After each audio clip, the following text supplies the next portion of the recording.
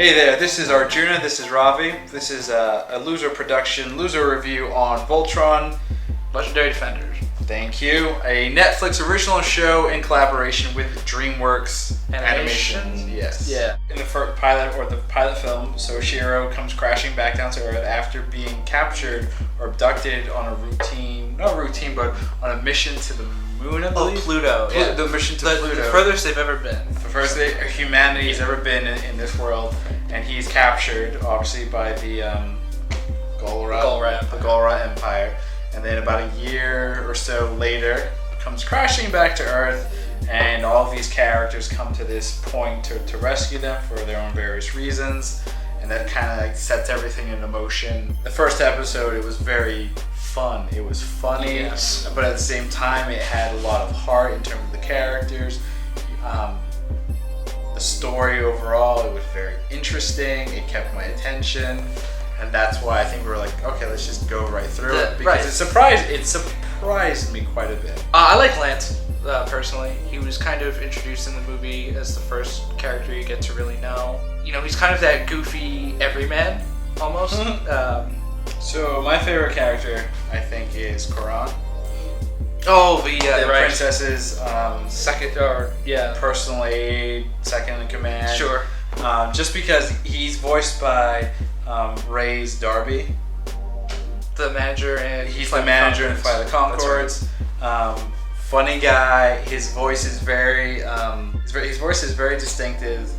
He's just funny, and his character is hilarious, and the whole thing. He provides, I think, really good comic relief. Yes, for sure. He's not human. He's Altean.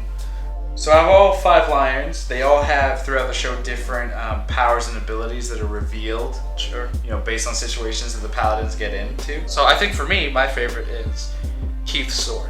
I've always been a big fan of swords and whatnot. So wait, Keith's personal sword or Voltron's sword? The Voltron sword. I think it's really cool. Right. And for me, I think it's Herc and the big gun.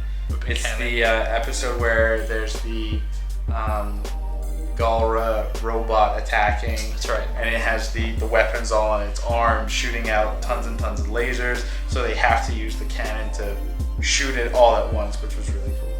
Out of the 11. Out of the episodes listed on Netflix, what would you say your favorite was? I like the season finale, the last one. I think with the reveal, the Zarkon reveal, I think that was really cool. And I don't think it was exactly what we expected, because when we sat down and watched it, we're all like, the Black Paladin's like, the current Black Paladin, Shiro, is evil somehow. It's been manipulated by the Golra Empire. I don't think any of us saw, Zarkon used to be the Black Paladin. I mean, television style right now is you're not making a series, per se, you're making a feature. Yes. Every episode is jumping into each one, because for the most part, the viewer's going to view it immediately afterwards. You're gonna watch 2, 3, 4. Exactly, and the entire season led up to that pinnacle point, that big battle. And I think when a series can end on such a high note that the viewer's like, wow, the last episode was the best, then you did something right. I want to see a little more character development, a little more evolution of the plot. I want to see more of Zarkon too. I think he's a cool villain, but we didn't see a lot. So we kind of know now. I'll disagree there.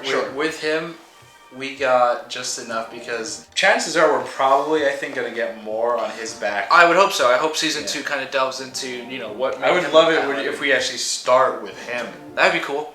And then... Like a prequel episode? Like an episode? Not even a prequel episode, just maybe an immediate after that battle. What's going through his head? What's his next steps? I'd love to see that, and I'd love to see them do, compare it with Shiro and kind of where he is in his mind. Because that's probably had to have rattled him too.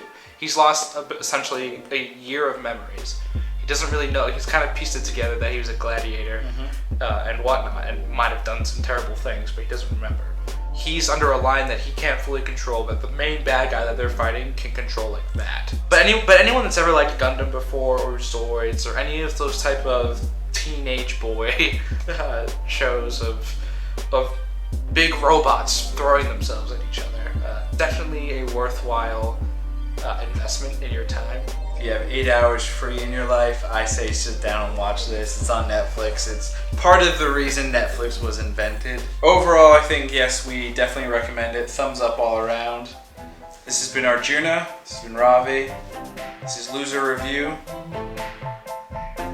watching stuff. And check us out on Facebook, Instagram, YouTube, Twitter. And please subscribe. Please subscribe, right? Well, there'll be a button somewhere on this video where it says subscribe. So, somewhere. Maybe Voltron could like lift it up into the screen. Oh, that'd be so cool.